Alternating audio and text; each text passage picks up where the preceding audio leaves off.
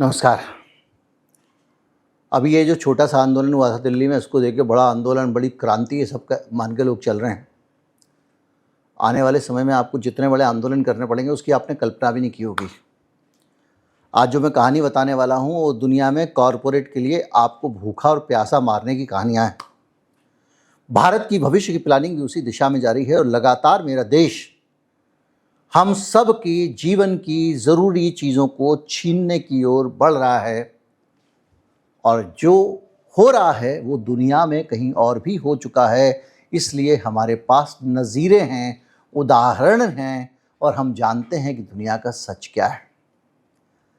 और ये पूरी कहानी खत्म होते होते कई मोड़ से गुजरेगी, कई तरह की जानकारियाँ आएंगी, छोटा रखूँगा और अंत होते होते आपको समझ में आएगा कि आपको किस दिशा में धकेल दिया गया है और वहाँ से आप वापस भी नहीं आ सकते हैं। मैं हूँ गिरिजेश वशिष्ठ, आप देख रहे हैं नॉकिंग न्यूज़ का यूट्यूब चैनल।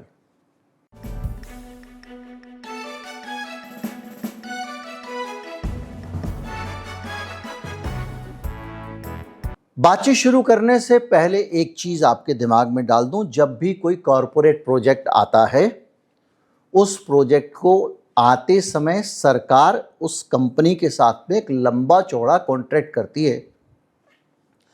अगर सरकार उन शर्तों पर खरी नहीं उतरती है तो उस कंडीशन में उसको जुर्माना देना पड़ता है। वो फटका भी हमारे सर पे ही लगता है।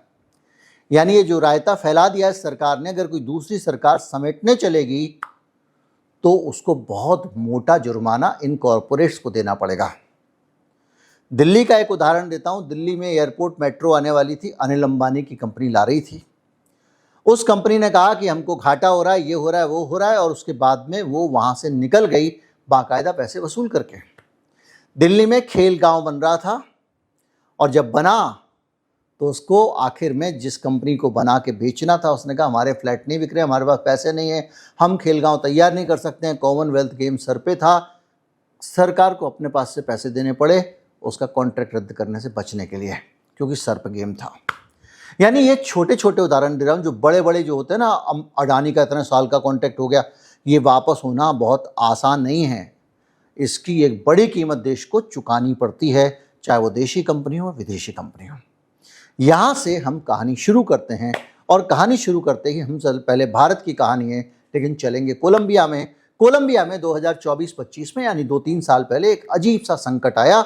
संकट ये आया कि वहाँ पे कोका कोला कंपनी ने अपना एक बोटलिंग प्लांट लगाया और उस बोटलिंग प्लांट को पानी, खूब सारा पानी ज़मीन से वो निकालती चली गई और इतना पानी निकाल लिया कि शहर के लोगों के लिए पीने का पानी नहीं बचा। आसपास के लोगों ने दुखी होकर, नाराज होकर इसके खिलाफ आंदोलन चलाया। 3 साल तक आंदोलन चला है, 24 से लेके अभी 26 तक। और 26 में जब आंदोलन पूरा हो गया तो आंदोलन वालों की मांग पूरी हुई और उसमें सिर्फ ये हुआ कि कोका कोला की जो ज़मीन के अंदर से पानी निकालने की कैपेसिटी थी उसको कम कर दिया गया। यानी उसको करीब 60% कर दिया गया, 40% कम किया सरकार ने। इसके अलावा जो झरने थे, स्प्रिंग वाटर लेता था कोका कोला, उसमें से भी 3 झरनों का पानी लेने की अनुमति उसकी रद्द कर दी गई। अब आप जान लीजिए, पानी का जब निजीकरण होता है तो झरना एक प्राकृतिक स्रोत है, भारत में निजीकरण नहीं हुआ है, इसलिए झरना कोई किसी को दे नहीं सकता एक कंपनी को। लेकिन कोलंबिया में दे दिया गया था तो उससे वापस लेने के लिए लोगों को बहुत लंबा संघर्ष करना पड़ा। यानी एक संघर्ष का उदाहरण आपके पास है। दूसरा उदाहरण हमारे केरल का है। केरल में भी इसी तरह यही कंपनी एक अपना बॉटलिंग प्लांट लगाने के लिए आई और आने के बाद हुआ ये कि वहाँ पर एक ज़बरदस्त समस्या शुरू हो गई। कोलंबिया का उदाहरण कोलंबिया की राजधानी के पास का है, बहुत दूर का भी नहीं है। 25 साल पहले ये सवाल हुआ, पलक्कड़ जिले में कोका कोला का बॉटलिंग प्लांट लगा, 2000 की बात है। लोगों ने देखा कि ग्राउंड वाटर गिर गया, उसका स्तर भी गिर गया। इतना बड़ा मामला, चूँकि केरल था, केरल में डेमोक्रेसी ज़्यादा है, तो वहाँ की सरकार ने एक हाई पावर कमेटी बनाई और उस कमेटी की जो फाइंडिंग्स आई उसमें एक पोल खुली और पता चला कि महिलाओं को 5-5 किलोमीटर दूर पानी लेने जाना पड़ रहा है, क्योंकि एक कंपनी ने पानी निकाल लिया ज़मीन के अंदर का सारा। और इस कमेटी ने पूरे आकलन का नुकसान किया, 216 करोड़ रुपए का हिसाब निकाला। और यहाँ पर 216 करोड़ रुपए का अंतिम जुर्माना लगा दिया गया। लेकिन इसको अंतिम जुर्माना नहीं कहेंगे, बल्कि ये नुकसान का आकलन किया गया है और इसमें ये बताया गया कि किस तरह से एक जगह पे दिक्कत हुई। अब हम इस पूरी कहानी को देखते हैं तो हमको चलना पड़ता है कहीं बाहर, दुनिया में जाएंगे और विदेश में चलेंगे और देखेंगे क्या हो रहा है। दुनिया के कम से कम 8-9 देश ऐसे हैं जिन्होंने अब पानी की किल्लत के कारण अपने न्यूक्लियर प्लांट तक बंद कर दिए हैं। 8 देशों में बिजली बनाने के संयंत्र बंद कर दिए गए क्योंकि पानी नहीं था। आपको कहानी पानी की किल्लत की लग सकती है, लेकिन यहां पर पानी नदियों में ही आना बंद हो गया तो जनता का चुरा के भी देने का विकल्प सरकारों के पास नहीं था। यूरोप के देशों की कहानियां 8 की है, लेकिन मैं आपको मोटे मोटे सबसे अहम और बड़े केसेस में लेके चलना चाहूँगा। रोमानिया, पानी कम हुआ, न्यूक्लियर प्लांट बंद हो गए और नदी के पानी की कूलिंग पर ये निर्भर था। अब कैसे होता है ऐसे समझिए, न्यूक्लियर पावर प्लांट कोई अलग से कोई हाईटेक टेक्नोलॉजी नहीं है, टेक्नोलॉजी है वो, लेकिन फिर भी उसका बेसिक जो है ना वो वही है जो थर्मल पावर प्लांट का होता है। मतलब थर्मल पावर प्लांट में कोयला जलता है, कोयला जलता है तो उसके रेडिएशन से पानी गर्म होता है, उस पानी की भाप से टरबाइन चलती है और बिजली बनती है। न्यूक्लियर पावर प्लांट में भी परमाणु विखंडन से ऊर्जा बनती है, उस ऊर्जा से गर्मी पैदा होती है, उस गर्मी के रेडिएशन से, गर्मी का रेडिएशन कह रहा हूं मैं, पानी गर्म होता है, उस गर्म पानी की भाप से बिजली बनती है। और जब वो पानी बहुत गर्म होता है भाप बनाने के लिए, तो वो पानी इतना उबलता हुआ इतनी बड़ी तादाद में आप ला रहे हो, उसको वापस नदी में नहीं डाला जा सकता, तो उस पानी को ठंडा करने के लिए भी बहुत सारे पानी की ज़रूरत होती है।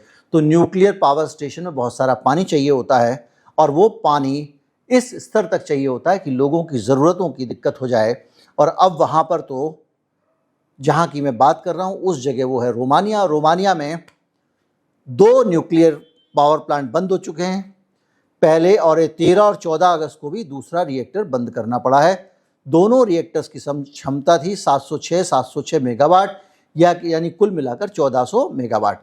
कुल मिला के इस मेगावाट की जानकारी को छोड़ें और आगे बढ़ते हैं। हंगरी एक देश है, वहाँ पर न्यूक्लियर पावर प्लांट को बंद करना पड़ा, और बंद ना करना पड़े उसको बचाने के लिए, क्योंकि उसकी कैपेसिटी 10% रह गई थी, उसको बचाने के लिए नदी के अंदर पानी का प्रवाह बढ़ाना पड़ा, बांध खोल देने पड़े और उसके कारण 25% कैपेसिटी पर अब वो चल रहा है। अब आप बताइए, सरकार ने 2 बड़े 80 मीटर लंबे बराज नदी में डुबोने की योजना बनाई है ताकि प्लांट के पास पानी का लेवल 20 सेंटीमीटर बढ़ाया जा सके। यानी वहां पर भी जो पानी चाहिए था, बांधों का पानी जनता को मिलना चाहिए था, जिस पानी की ज़रूरत मानवता को थी, उस पानी को परमाणु बिजली हमको दे दिया गया। इस तरह से 8 देशों में, देखिए फ्रांस में, इटली में, जर्मनी में, सब जगह न्यूक्लियर पावर प्लांट बंद पड़े हुए हैं। 8 देशों में ये कहानी है, जिसमें से एक में केवल गैस के कारण है, वो है बांग्लादेश। 7 देशों में पानी की किल्लत के कारण। पानी की कमी कहाँ से आती है ये हम जानते हैं, अभी वहाँ एल नीनो के कारण गर्मी पड़ रही है वगैरह वगैरह, लेकिन असल कहानी ये है कि इन प्लांट्स को बहुत सारा पानी चाहिए होता है और वो पानी जब ना मिले तो ये प्लांट्स बंद हो जाते हैं। ये इम्पॉर्टेंट नहीं है, इम्पॉर्टेंट ये है कि ये प्लांट अगर चलाने हैं तो उनको जो पानी है वो हर हालत में आपको देना पड़ेगा।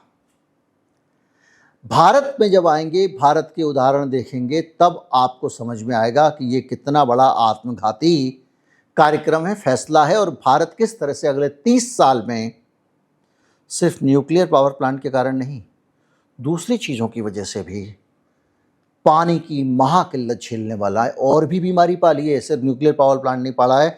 भारत में आते हैं और देखते हैं कि किस तेज़ी से न्यूक्लियर पावर प्लांट को बढ़ाने का काम हो रहा है। सरकार का लक्ष्य 2031-32 तक 22 गीगावाट और 2047 तक 100 गीगावाट बिजली वो न्यूक्लियर पावर प्लांट से बनाएगी।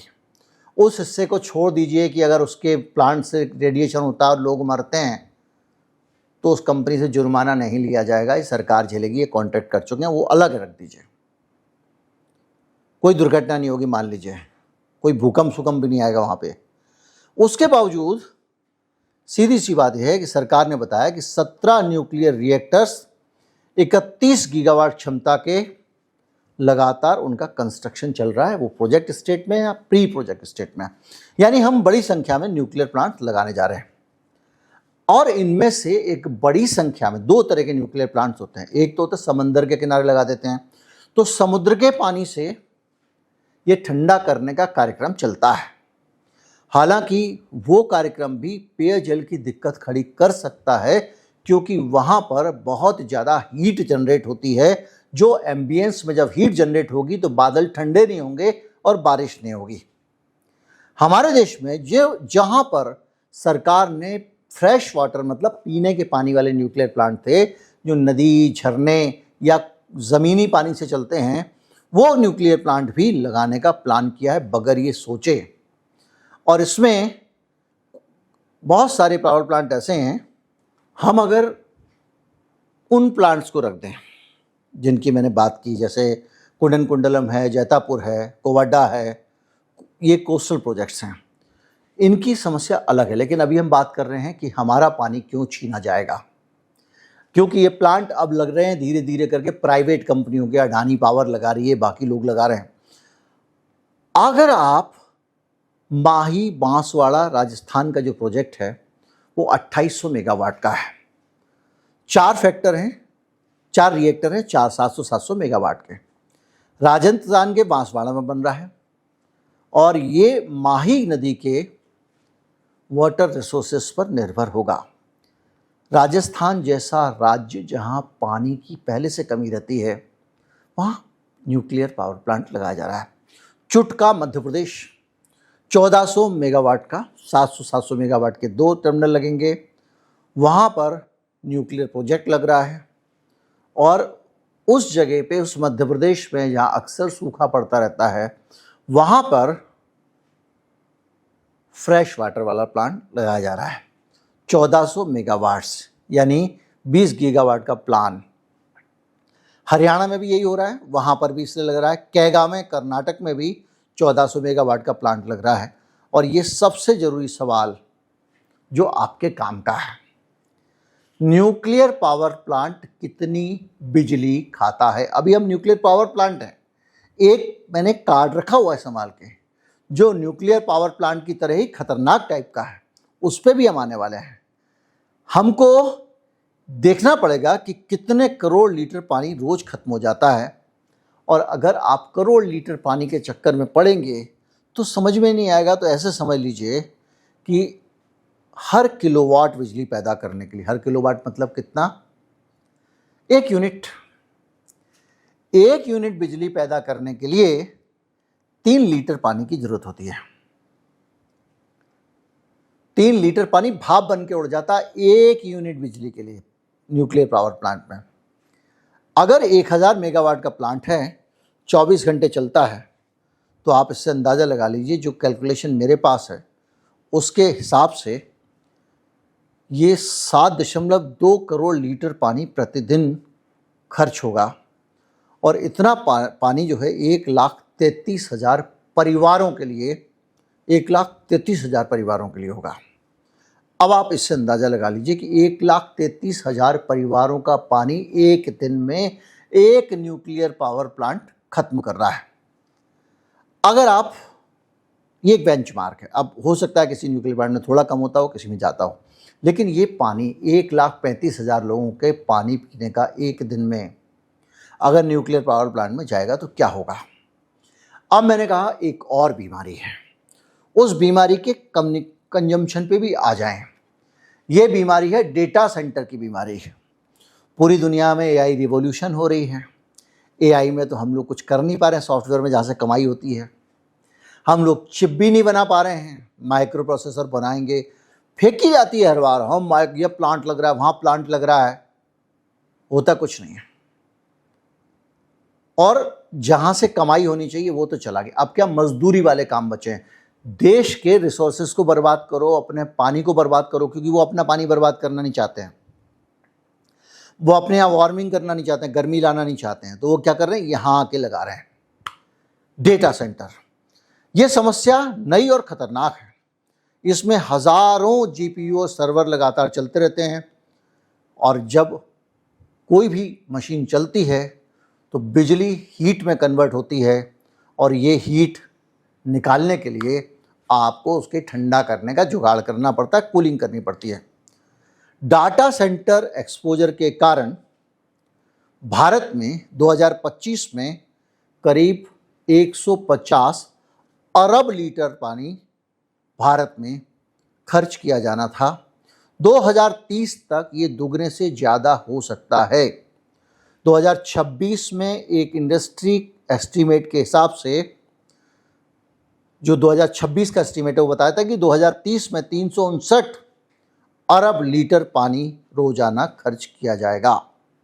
आप डाटा सेंटर को भी आप सरल भाषा में समझें, कितने घरों के बराबर, तो इससे अंदाज़ा लगा लीजिए कि 540 लीटर प्रतिदिन एक 4 सदस्यीय परिवार की ज़रूरत होती है।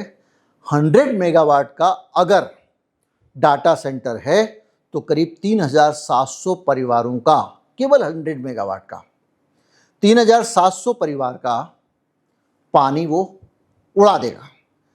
आप इससे अंदाज़ा लगाइए कि ये कितना ज़्यादा वाटर इंटेंसिव एक इंडस्ट्री है। अब भारत की एक कड़वी हकीकत इन सारी भविष्य की सरकार की विनाशक योजनाओं को दिमाग में रखते हुए देखें तो भारत में 2025 में डाटा सेंटर की कैपेसिटी 1.5 गीगावाट थी। 2026 में इंडस्ट्री रिपोर्ट के अनुसार 2030 तक, जो मैंने बताया, 6.5 गीगावाट से ज़्यादा हो जाएगी। अब समस्या ये नहीं है कि कुल कितने डाटा सेंटर बनेंगे, बात ये कहाँ बनेंगे। ज़्यादातर डाटा सेंटर अगर वाटर रिच एरिया में है तो उनका इम्पैक्ट अलग होगा, लेकिन समस्या दूसरी है। यहाँ पर वाटर डेफिसिट वाले इलाकों में भी डेटा सेंटर लगाए जा रहे हैं।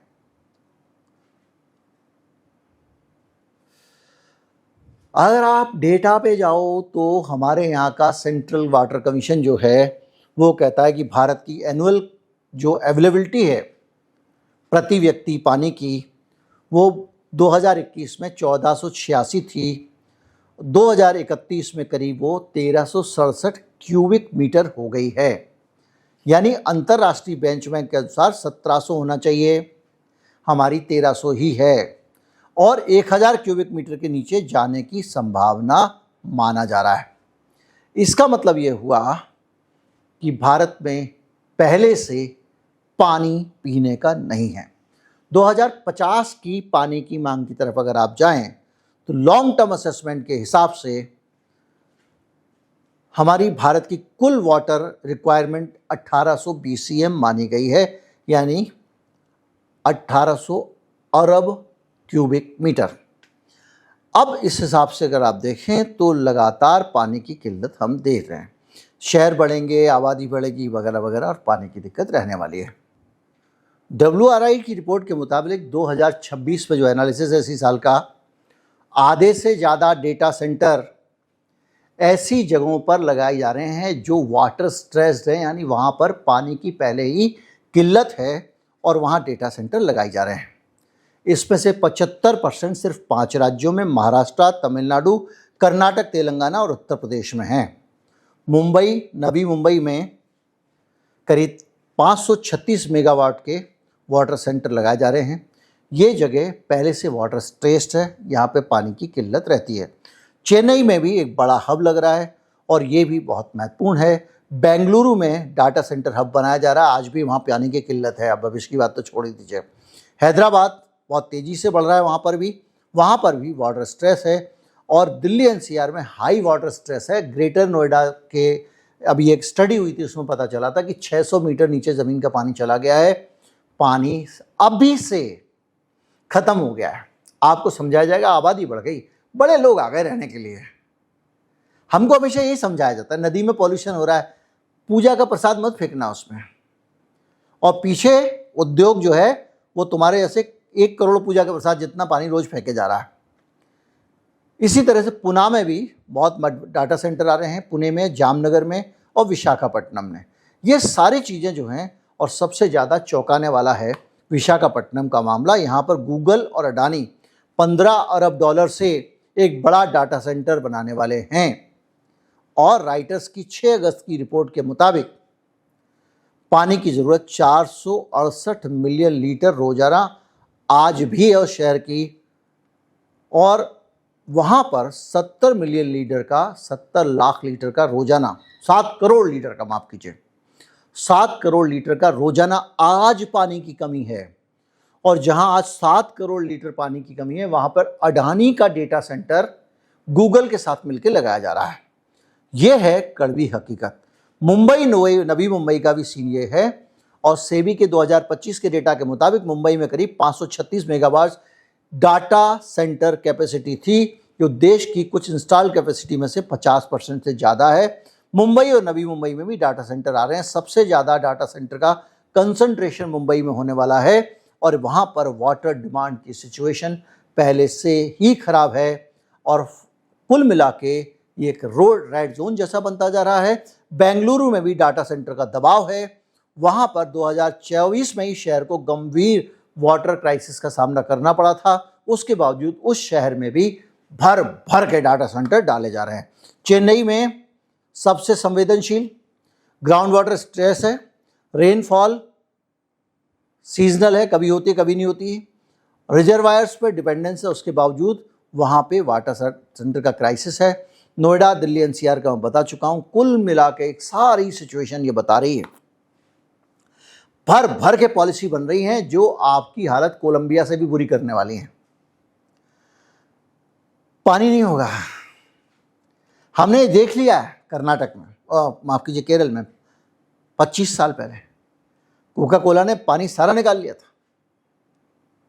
तो कहानी जो है, जो मैंने आपको जहाँ से शुरू किया था कि आने वाले समय में अभी आप देखते जाइए बहुत सारे आंदोलन करने पड़ेंगे। तो ये जिस तरह का डेवलपमेंट के नाम पे हो रहा है, अमेरिका परस्ती हो रही है, ये इस देश को, इस देश के लोगों से छीनने वाली है। धन्ना सेठों के हाथों में ऑलरेडी दे चुकी है।